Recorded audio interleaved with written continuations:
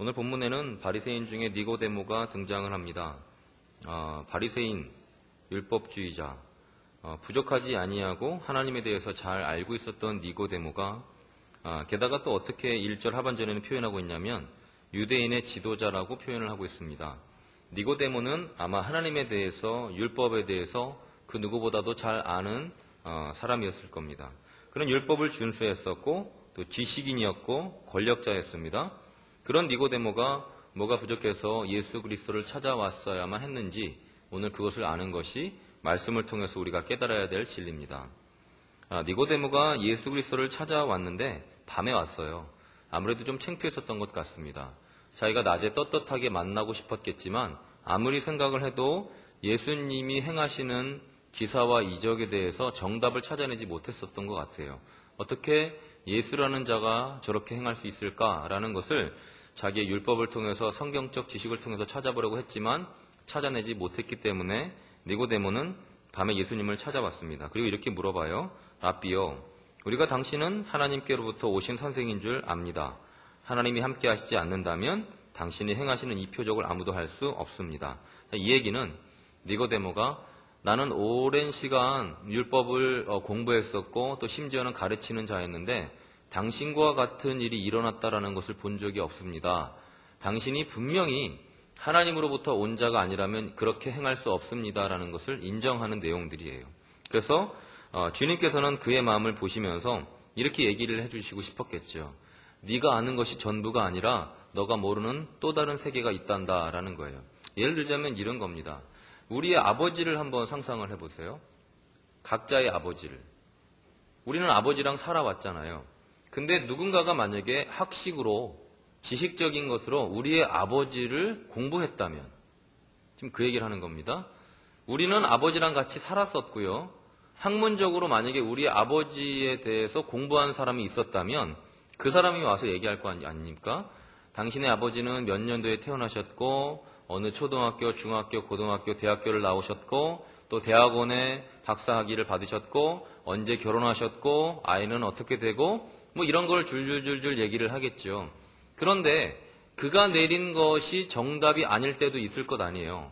학문적으로 우리의 아버지에 대해서 배워나갈 수 있는 것이 아닐 수도 있거든요.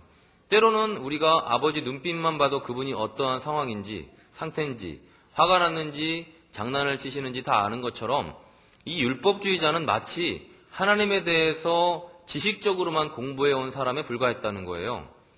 우리 아버지들을 지식적으로 공부했을 때 아버지를 정확하게 다 아는 것이 아닌 것처럼. 그러나 우리는 알지 않습니까? 우리가 아버지에 대해서 뭐 지식적으로 뭐 아는 게 뭐가 있어요. 뭘 어떻게 했고 이런 건 잘 모릅니다. 그냥 살았을 뿐이죠. 그러나 우리는 아버지에 대해서 지식적으로 공부한 그 누군가가 있었다면 그 사람보다 훨씬 더 아버지에 대해서 더 많이 알 거라는 거예요. 우리 주님도 마찬가지셨어요. 유대인 율법주의자 바리새인 중에 또 최고 지식인 니고데모가 왔을 때 주님이 안타까운 마음이 있으셨어요. 그래서 니고데모에게 얘기하는 거예요. 예수께서 대답하여 이르시되 진실로 진실로 내게 이르노니 사람이 거듭나지 아니하면 하나님의 나라를 볼 수 없다. 자, 이 얘기는요. 너는 지식적으로 뭔가 원칙을 세우려고 했었고 그리고 뭔가 그것이 너의 머리를 채우는 것으로 다른 사람을 가리킬 정도로 뛰어나다고 생각했지만 하나님의 나라는 네가 생각하는 지식적인 것으로는 불가능하다는 얘기가 3절의 얘기거든요. 거듭나야 한다는 얘기를 주님께서 말씀하고 계신 거예요. 거듭나면 어떤 일이 일어날까요? 전 그것이 궁금했습니다. 왜 거듭나야 돼요? 거듭나면 무슨 일이 일어나는 겁니까? 라고 질문을 했을 때 3가지 정도로 압축해 볼 수가 있어요. 3절을 보면 사람이 거듭나지 아니하면 하나님의 나라를 볼 수 없다고 얘기하고 있지 않습니까? 그 얘기는 뭐예요? 거듭나면 하나님의 나라를 볼 수 있다는 얘기잖아요. 그러니 우리가 거듭나야 되는 일, 거듭나면 어떤 일이 일어나는가에 대한 첫 번째 대답은 거듭나면 하나님의 나라를 볼 수 있습니다. 라고 우리가 말할 수 있어요. 또 5절에 보면 이렇게 얘기하고 있죠. 진실로 진실로 내게 이르노니 사람이 물과 성령으로 나지 아니하면 하나님의 나라에 들어갈 수 없느니라. 하나님의 나라에 들어갈 수 있는 일이 거듭나면 일어납니다. 거듭나면 하나님의 나라에 들어갈 수가 있는 거죠. 그런데 거듭나지 않는다면 하나님의 나라를 볼 수도 없을 뿐만 아니라 하나님의 나라에 들어갈 수도 없는 거예요. 자, 이쯤에서 여러분들에게 한번 질문을 해보겠습니다. 여러분들은 거듭나셨나요? 거듭나지 않으시면 하나님의 나라를 볼 수도 없고 하나님의 나라에 들어갈 수도 없습니다. 여러분, 처음에 예수 그리스도를 영접하고 믿고 누군가에 의해서 전도당하셨을 때 여러분들께 무슨 얘기를 하셨어요? 예수 믿으면 천국 간다고 얘기하셨잖아요. 지금 그 얘기를 하고 있는 거거든요. 여러분들이 거듭나셔야만 하나님의 나라를 볼 수 있고 또 하나님의 나라에 들어갈 수가 있는 겁니다. 그래서 제가 지금 여러분께 거듭났습니까? 라고 물어보면 여러분 뭐라고 대답하셔야겠습니까? 거듭나셨어요? 거듭나신 분도 계실 거고 거듭났는지 안 났는지 확연하게 구분하기 어려운 분들도 계실 겁니다. 예, 어찌됐건 조금 이따 그 얘기는 하도록 하고요. 거듭나면 하나님의 나라를 볼 수 있고 하나님의 나라에 들어갈 수 있습니다. 마지막 세 번째로는요. 15절에 보면 이는 그를 믿는 자마다 영생을 얻게 하려 하심이라. 동일한 내용들이에요.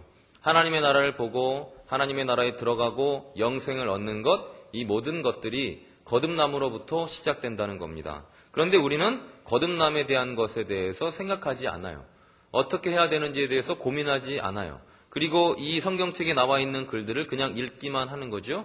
조금 더 생각해 볼 필요가 있는 겁니다. 그 얘기는 뭐냐면 지식적으로 성경을 보는 것이 아니라 마음으로 봐야 된다는 거예요. 조금 더 살아보시면서 하나님께서 성경을 통해서 무엇을 말씀하시는지에 대해서 관심을 가지셔야 된다는 겁니다. 그만큼 성경을 사랑하셔야 되고 말씀 가운데 주님이 뭘 얘기하려는지를 고민해 보셔야 되는 겁니다. 자, 그러면 어쨌든 거듭나면 이러한 일들이 일어납니다. 하나님의 나라를 볼 수 있고 들어갈 수 있고 영생을 얻을 수가 있어요. 그러면 어떻게 하면 거듭나는 것이죠? 거듭나는 방법에 대해서 우리가 알아야 되지 않겠습니까? 5절 보면 물과 성령으로 나지 아니하면 하나님 나라에 들어갈 수 없다라고 얘기하고 있어요. 물로 한번 나야 되고 성령으로 한번 나야 된다는 겁니다. 물로 나는 것은 엄마 뱃속에서 태어나는 거죠. 양수 속에서 안전하게 보호받았다가 태어나는 것을 한번 얘기하는 겁니다. 또 하나는 성령으로 태어나는 것을 얘기하고 있는 겁니다. 여러분, 성령으로 태어나셨습니까? 물로는 다 태어나셨을 거 아니에요. 그러니까 우리가 같이 보고 있는 것 아니겠어요? 그리고 연세 나이가 들어가시는 거고, 그렇죠? 그럼 성령으로 또다시 태어나야 되는데 우리가 성령으로 태어났나요? 이 부분에 대해서 좀 생각해 보셔야 될 것 같습니다. 성령으로 태어나지 않는다면 물로도 태어나고 성령으로도 태어나고 두 번 다 태어나야 되는데 그렇게 나지 않는다면 하나님의 나라에 들어갈 수가 없대요. 지금 심각한 얘기를 하고 있는 겁니다. 여러분이 아무리 내가 하나님의 나라에 난 들어갈 수 있습니다라고 얘기해도 성경에서는 이렇게 얘기하고 있어요. 물로 한번 태어나고요. 성령으로도 한번 태어나야 하나님의 나라에 들어갈 수 있습니다라고 진리로 주님께서 말씀하고 계시다고요. 그래서 여러분들이 성령으로 태어나지 않았다면 하나님 나라에 들어갈 수가 없습니다. 여러분, 성령으로 다시 태어나셨나요? 이거는 그냥 네라는 대답만 가지고는 불가능합니다. 확연하게 아셔야 되는 부분이 있어요. 긴가민가 하신 분들은 조금 더 고민해 보셔야 됩니다. 왜냐하면 내가 지금 제대로 가고 있는지에 대해서 체크해 보셔야 될 때이기 때문이에요. 하나님의 나라를 바라볼 수 있는 것은 분명한 건 니고데모와 다른 삶이어야 돼요. 니고데모는 율법적으로 그냥 아침부터 저녁까지 하나님에 대해서 줄줄줄 외우기 시작했겠죠. 그리고 누군가에게 그걸 얘기해 줄 수 있는 지식인이 되었을 겁니다. 그러나 주님께서는 안타깝게도 니고데모에게 잘했다고 얘기하는 것이 아니라 정말 안타깝구나. 너가 뭘 배운 거지? 뭘 느낀 거지? 뭘 아는 거지? 라고 물어보고 있단 말이에요. 지금 여러분들도 주님이 와서 말씀하시는 거예요. 너희들이 정말 하나님을 아느냐? 예수 그리스도를 아느냐? 그리고 천국에 들어갈 수가 있느냐? 라고 물어보신다는 거죠. 여러분들이 시간만 때우는 것일 수도 있어요. 하나님의 나라에 들어가고 싶은 간절한 마음이 있어야 되는데 그러기 위해서는 물로 성령으로 두 번 태어나야 된다는 것을 말씀하고 있단 말입니다. 성령에 대해서 알지 못한다면 성령으로 다시 태어난다는 것을 인정하지 못하고 인식하지 못한다면 여러분 조금 더 시간을 투자하셔서 주님 앞에 나아가는 것을 준비하셔야 될 겁니다. 자, 그러면 성령으로 나야 되는 것은 어떻게 하면 날 수 있을까요? 어떻게 하면 좋을까요? 이걸 알지 못한다면 우리는 하나님 나라에 들어가기가 어려울 겁니다. 사도행전 2장을 한번 같이 찾아보겠습니다. 사도행전 2장 38절입니다.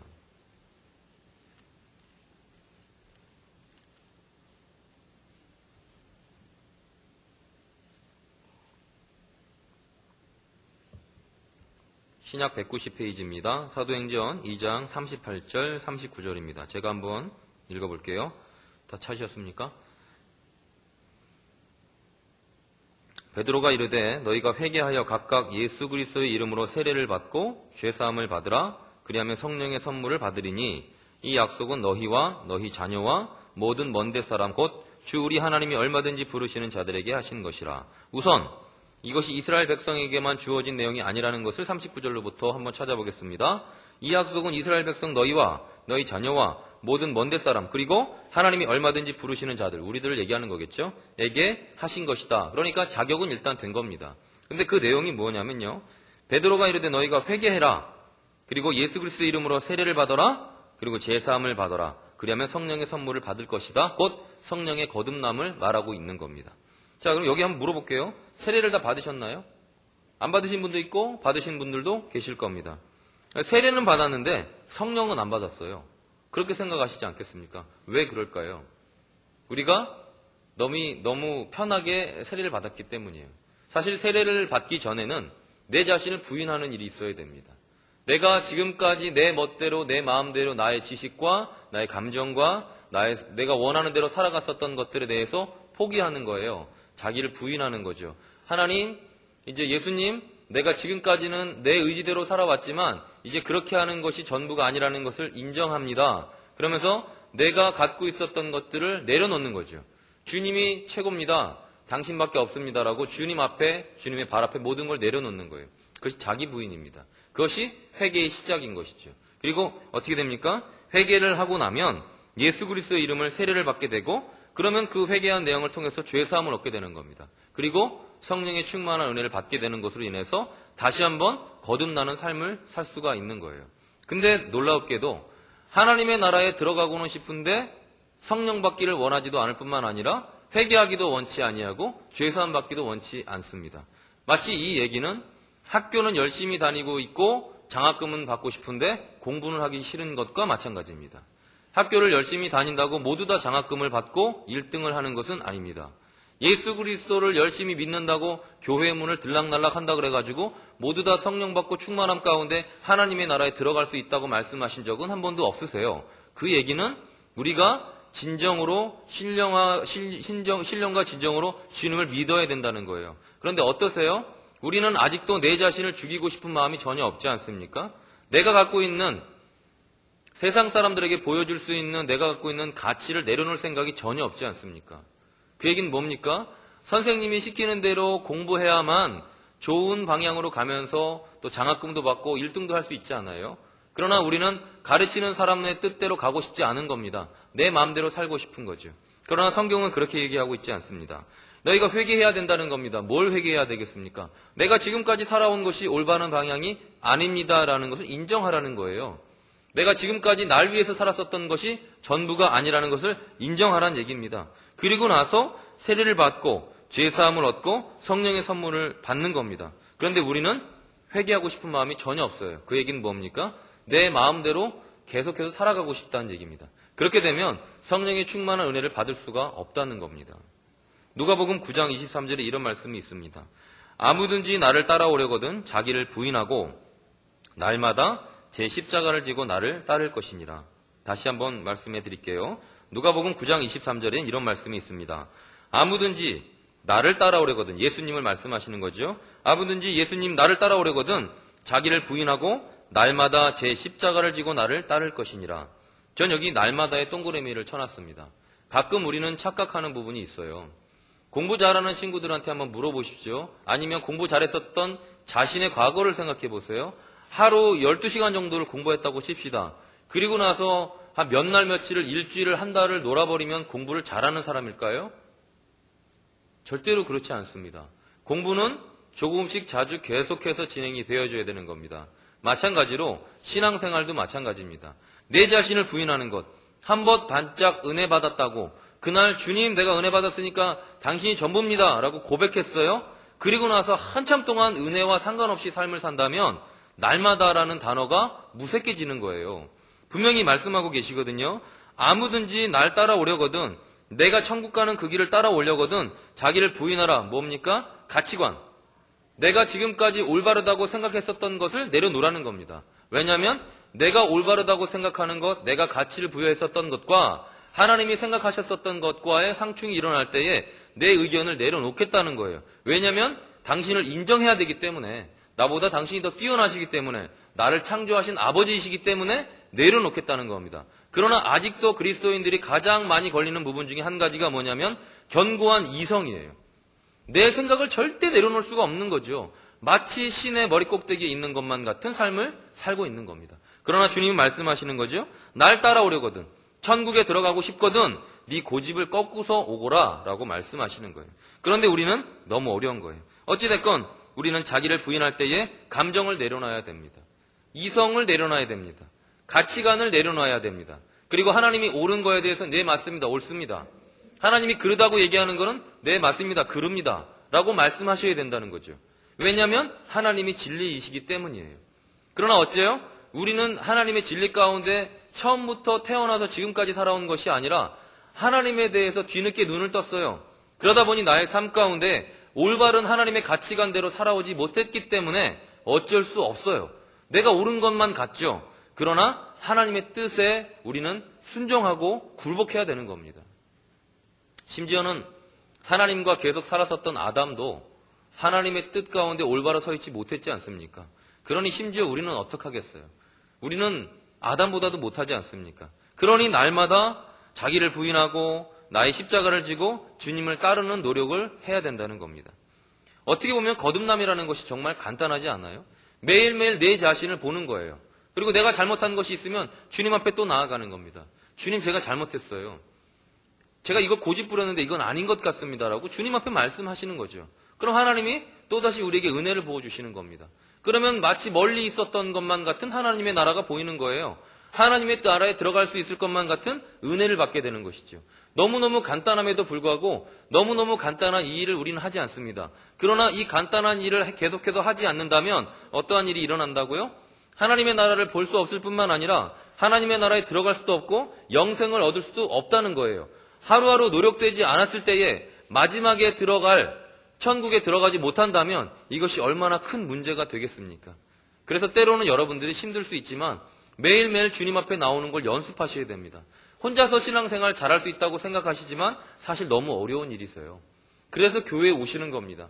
새벽에 너무너무 힘들지만 나오시는 거죠. 수요일 날도 나오시는 거죠.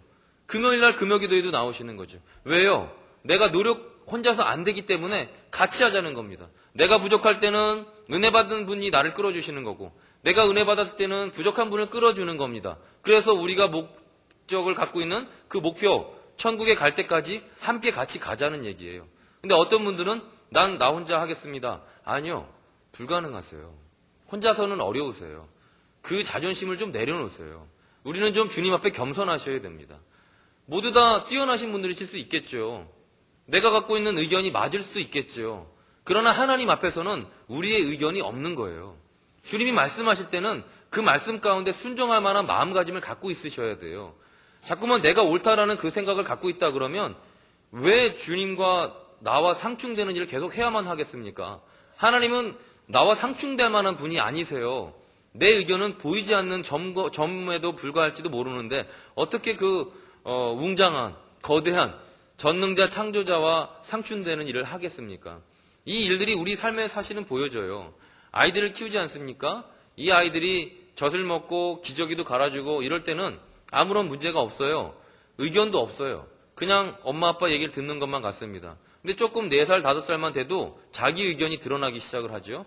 조금 지나면은 사춘기를 겪잖아요. 그때는 엄마 아빠의 의견을 막 묵사발을 내버리는 수도 있더라고요. 근데 한번 생각해 보세요. 물론 아버지 어머니가 못 배우실 수도 있겠지요. 그러나 이 아이가 살았었던 것보다 더 큰 경륜을 갖고 있는 것이 엄마 아버지의 모습 아니겠습니까? 하나님은 삶을 통해서 어떻게 신앙생활을 해야 되는지를 계속해서 계시하고 계세요. 그냥 뭐 눈을 감고 기도하다가 무슨 환상이 보이고 뭔가 천둥번개가 치면서 하나님의 말씀이 들리는 것만이 전부가 아니라 나의 삶을 통해서 하나님은 하나하나 말씀하고 계시단 말이죠. 그럼에도 불구하고는 우리는 우리의 삶을 너무 편하게 생각하세요. 그냥 교회에 와서만 은혜 받으려고 하시는데 사실은 날마다입니다. 매일매일 계속해서 조금씩 주님 앞에 나아가는 것이 훈련되시지 않는다면 어느 날 갑자기 은혜 받고 주님의 은혜를 받고서 뭔가 확 바뀌고 그러지는 않는다는 얘기예요. 사실 저희가 단기 선교를 잘 다녀왔습니다. 5박 6일이라는 시간 동안 은혜도 받고 또 많이들 우시기도 하고 또 많이 충전도 받으시고 또 이렇게 맛있는 음식도 드시고 좋은 시간들을 보내셨어요. 그러면서 제가 느꼈던 한 가지가 있습니다.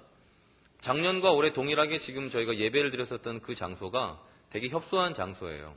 에어컨은커녕 선풍기도 들들들들 하는 소리가 납니다. 근데 거기가 예배를 드리는 소리가 밖에 나가면 안 돼요. 그래서 연습할 때는 살짝 창문을 열어놓지만 연습이 끝나고 나면 밀폐된 공간에서 예배를 드려야 됩니다. 처음에는 그럭저럭 견딜만 한데 시간이 지나고 열기가 나오면은요 아주 많이 더워요. 어떤 경우는 옷이 흠뻑 젖기도 합니다. 그런데 그럼에도 불구하고 그분들이 뜨겁게 예배 드리세요. 우리는 같이 거기 가서 그 분위기를 같이 따라가는 거죠. 너무너무 하나님에 대한 사랑함이 있다라는 그 간절함이 느껴졌습니다. 그러면서 제가 한번 생각해 봤어요.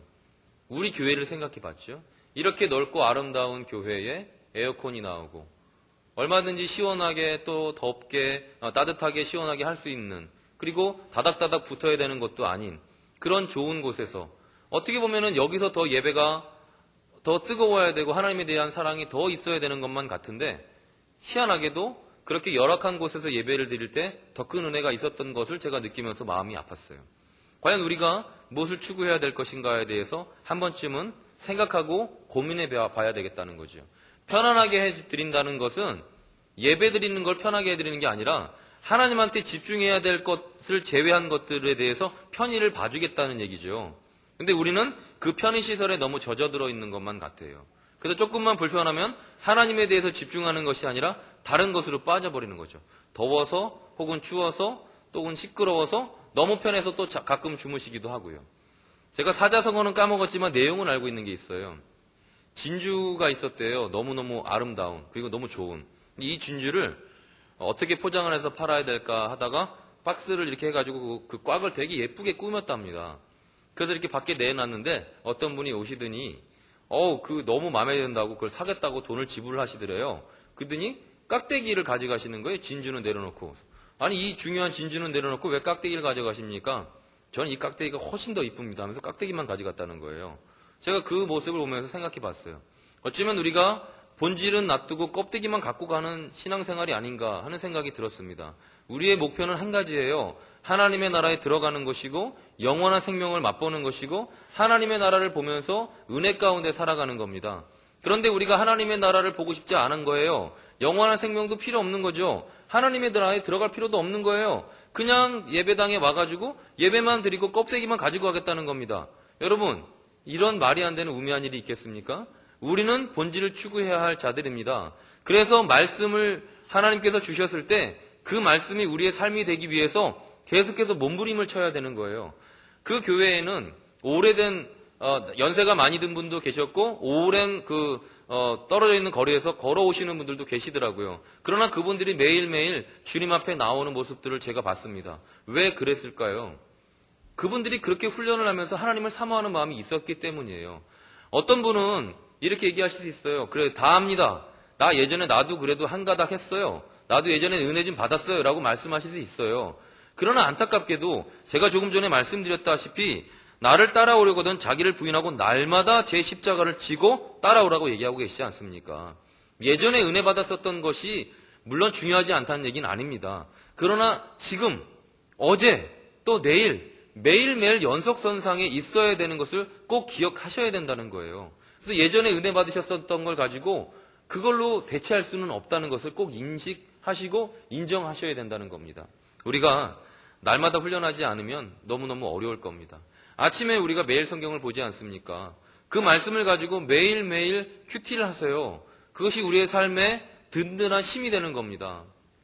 너무너무 좋은 시스템인데도 불구하고 우리는 잘 못 누리는 거예요. 누려야 될 것은 진리 안에 누리시는 거지 시설을 누리시는 게 아니세요. 중국 교회에 가서 부족하지만 제가 말씀을 전했습니다. 근데 이렇게 양복을 입고 전한 것이 아니라 반바지에 슬리퍼 차림으로 말씀을 전했어요. 제가 계속 기도했죠. 주님, 말씀을 안 전했으면 좋겠습니다. 제가 몰골이 말이 아닙니다. 또 차에 오랫동안 차를 타가지고 머리카락은 다 찌그러졌고 저 얼굴은 이렇게 막 번들번들하고 이런 상황에서 어떻게 말씀을 전하겠습니까? 근데 어떻게 하나님의 말씀을 전하게 됐습니다. 제가 이 오해를 풀기 위해서 그분들한테 얘기했어요. 여러분, 제가 뭘로 보이세요? 지나가는 아저씨로 보입니까? 목사로 보입니까? 막 웃으시더라고요. 이제 여기서 통역을 해주셨거든요. 제가 몰골이 이래도 그래도 나름대로 목사랍니다. 막 웃으시는 거예요. 여러분, 제 본질 안에는 하나님이 계시고 예수 그리스도가 살아있기 때문에 외관은 좀 여러분들 보기에 마음에 안 들지만 그래도 제가 목사이기 때문에 당신네들에게 말씀을 전하겠습니다. 이랬어요. 사실은 그 얼마 전에 두만강을 이렇게 건너다가요. 그만 이렇게 성도님들과 같이 건너다가 제가 그 두만강 물에 빠졌어요. 근데 아시다시피 두만강 푸른 물에 이렇게 하잖아요. 그러면 되게 맑고 청아하고 그럴 것 같잖아요. 근데 두만강이 뭐 비가 많이 와가지고요.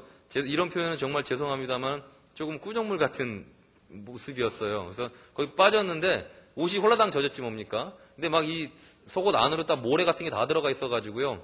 가까스로 어떻게 해가지고 옷을 이렇게 막 화장실에 가서 씻고 옷을 갈아입었으니 뭐가 어떻게 됐겠어요. 근데 그 상황에 또 하나님이 말씀을 전하셨어요. 그래서 제가 이렇게 말씀을 전하면서 그런 생각이 들었습니다. 아니, 복장도 참 별 볼 일 없고 하나님의 말씀을 전하는데 무슨 말 건건마다 아멘이에요. 완전 뭐 어디 전쟁터로 나가는 것만 같은 무슨 얘기하면 아멘. 아멘. 그 녹음을 해오셨다는데요. 아멘도 이런 발음이 아니라 더 화려하고 웅장한 모습이셨어요. 제가 그 모습을 보면서 도전을 받았습니다. 저분들은 아니 뭐가 부족해가지고 아니 어떻게 저렇게 열심일까라는 생각이 들었단 말이죠. 근데 우리보다 시설이 낙후되어 있어요. 한참 부족합니다. 근데 우리는 이 시설 가운데 환경 가운데 너무 편하게 지내고 있는 거고 그들은 환경이든 시설이든 상관없이 그냥 열정적으로 천국을 향한 전사와 같은 모습을 갖고 있더라는 거예요. 제가 그래서 생각했습니다. 이거 똑같구나. 진주는 안 가져가고 껍데기만 가져가는 것이 어쩌면 한국 교회에 만연해 되어 있는 것이 아닌가 하는 생각이 들었습니다. 물론 여러분들이 표현하지 않는다고 해서 저는 여러분들이 폄하하는 건 절대 아닙니다. 중요한 거는 여러분들이 삶을 통해서 증명되어지셔야 돼요. 얼마 전에 있었던 모습과 지금의 모습과 몇 달 후의 모습 가운데에 분명히 성장하는 모습이 서로 간에 보여져야 되는 겁니다. 서로를 사랑하고 겸손하게 이게 느끼는 모습이 서로 간에 교통함이 있어야 되는 거죠. 근데 볼 때마다 쎄하고 차갑다면 그 시선은 우리의 삶의 변화를 꿈꾸는 것이 아닐 수 있다는 거예요. 그래서 제가 그 말씀을 도전을 드리는 겁니다. 중국보다 부족한 게 전혀 없지 않습니까? 그럼에도 불구하고 우리가 어쩌면 그분들보다 조금 더 나태해진 모습이 있다면 이것은 천국 백성으로서의 삶을 사는 데 있어서 부족한 모습일 수 있다는 겁니다. 중요한 건 여러분들이 그걸 느끼셨으면 좋겠다는 거예요. 혹시 난 아직도 주님이 말씀하시는 것 가운데 이건 못할 것만 같아 라는 것들이 있다면 한번 좀 적어보시고 기도해 보시면 좋겠어요. 하나님은 여러분들이 갖고 있는 것을 뺏어가시는 분이 아니시거든요. 그러니 하나님 앞에 우리가 자꾸만 주님 말씀에 순종하지 못할 것만 같습니다라는 걸 이렇게 차곡차곡 쌓아놓으면 어떻게 하겠어요? 이거 차곡차곡 쌓아놓은 것이 내 영혼을 구원할 수 없다고 성경에서는 말씀하거든요. 차라리 차곡차곡 쌓아놓은 거 다 버리세요. 그리고 하나님을 선택하십시오. 그래야 천국을 갈 수 있단 말이에요. 근데 사실 이걸 이렇게 얘기했을 때 교회에 있는 교인들만 살면 되게 편하실 거예요. 손해봐도 교인들이기 때문에. 근데 밖에 나가면 손해보기 쉽죠? 손해보고 싶지 않잖아요. 그들 가운데 내가 조금만 낮춰지면 나를 밟고 올라서는 것만 같으니까. 기도하면서 지혜롭게 살아가실 부분이 필요하세요. 어찌됐건 우리는 죽으나 사나 교회에서든 아니면 세상에서든 하나님의 소금의 빛의 역할을 하는 천국 백성의 삶을 살아야 된다는 겁니다. 여기에 그렇게 써있지 않았어요? 아무든지 나를 따라오려거든 자기를 부인하고 날마다 가로 열고 바깥에 나갔었을 때는 제외. 너를 정말 싫어하는 사람 앞에서는 제외. 정말 지치고 힘들 때는 제외. 이런 가로 열고 가로 닫고가 없단 말입니다. 어떠한 상황이든 상관없이 나를 부인하고 계속해서 전진. 그것이 하나님 앞에 우리 앞에 주시는 도전의 말씀이라는 거죠. 이걸 인정하시고 인식하시면서 나가셔야 된다는 겁니다. 물론 지금까지 오시면서 지치셨다 할지라도요. 지치셨었던 모습 조금 빨리 회복시키셨으면 좋겠어요. 그래서 이 교회 안에서 회복된 모습, 부흥된 모습을 가지고 하나님의 나라를 같이 바라보셨으면 좋겠습니다. 하나님의 나라를 같이 바라보았을 때는요. 조금 하나님의 나라를 바라보지 못했었을 때의 삶과는 다른 모습일 거예요. 손해보는 것이 아니라 그건 내가 헌금하는 거죠. 손해보는 것이 아니라 내가 그를 섬기는 거죠. 그러한 모습으로 전환될 수 있는 겁니다. 사실 거듭남을 한마디로 말씀드리면요. 변화된 삶이에요. 변화된 삶. 지금까지는 내 육신의 눈으로 바라보았기 때문에 그것이 내 마음을 어렵게 했죠. 손해보는 것처럼 여겨지고 누군가가 나를 무시하는 것처럼 여겨지고, 그러나 하나님은 거듭남에 대해서 말씀하시면서 이렇게 얘기하세요. 육으로 볼 것이 아니다. 영으로 바라볼 것이다. 그래서 너희가 성령의 충만함 가운데 있어야 된다고 말씀하고 계신 겁니다. 혹 여러분들 가운데 성령의 충만함에 대해서 맛보시지 못하셨다면 말씀드린 것처럼 내 안에 높아진 것들을 내려놓고 회개함으로 주님 앞에 다시 나아갔어요. 그래서 주님께서 주시는 성령의 충만함을 받으셨으면 좋겠고, 혹 예전에 내가 은혜 받았는데 지금은 그냥 살아가시는 분들이 계시다면 다시 도전하십시오. 그래서 연속선상으로 가시는 거예요. 그것이 천국 백성으로서의 삶을 살아가는 모습이세요. 저는 분명히 생각합니다. 그냥 40점, 50점 하던 친구가 갑자기 100점을 못 맞듯이 우리의 신앙의 모습이 그냥 그렇게 지내다가 갑자기 천국 가는 일은 없다고 생각해요. 천국을 가는 모습은요, 조금씩 올라가는 겁니다. 작년과 올해가 다르고요. 올해가 내년이 다른 겁니다. 그것이 여러분들의 모습이셨으면 좋겠어요. 그것이 천국 백성의 모습인 거죠. 여러분 뭘로 전도하시겠습니까? 영을 모르는 사람들한테 뭘로 전도하시겠어요? 성령이 말이야. 내가 무슨 환상을 봤는데 말이야. 그분들 그건 몰라요. 어떻게 설명하실 거예요? 그 환상 봤는데 뭐 어떡할 건데요? 내가 통변을 하는데 말이야. 그래, 통변하는데 근데 그게 뭐예요? 이렇게 말할 때 여러분 뭘로 말씀하시겠어요? 결국 말할 수 있는 건 한 가지밖에 없어요. 여러분들의 삶이요. 여러분의 삶으로 전도하는 겁니다. 저 친구가 작년엔 저러지 않았는데 올해는 왜 저러지? 아니, 저 손해 절대 안 보는 친구였는데 올해는 손해를 보네? 아니, 올해는 화를 좀 들래네? 이런 것이 우리 안에 있어야 된다는 겁니다. 물론 힘들어요. 그래서 성령 충만함을 받아야 된다는 겁니다. 나를 부인하고 나를 죽일 수 있는 가장 좋은 약은 성령의 약입니다. 내가 내 스스로를 어떻게 할 수가 없어요. 내 마음을 다스릴 수가 없습니다. 나를 다스릴 수 있는 것은 하나님의 은혜여야만 돼요. 그래서 와서 몸부림치는 거예요. 하나님, 내가 하나님의 은혜 받지 않으면 오늘 또 가서 성과를 낼 텐데, 내가 저 사람들하고 한바탕 했다가 당신 얼굴을 드높이지 못하고 하나님 믿는 사람이 다 그렇더라라고 얘기하면 어떡하겠습니까? 주님 은혜를 주셔서 오늘도 주님과 함께 동행하는 삶을 살게 하시고 저들 가운데 덕을 끼치게 해주십시오. 그것이 우리 안에 필요하다는 겁니다. 이 시간에 우리에게 주는 말씀 가운데 귀 기울이셔서 그러한 삶을 살아가시길 바라요. 그런 여러분들이 되시기를 간절히 바라고 원합니다.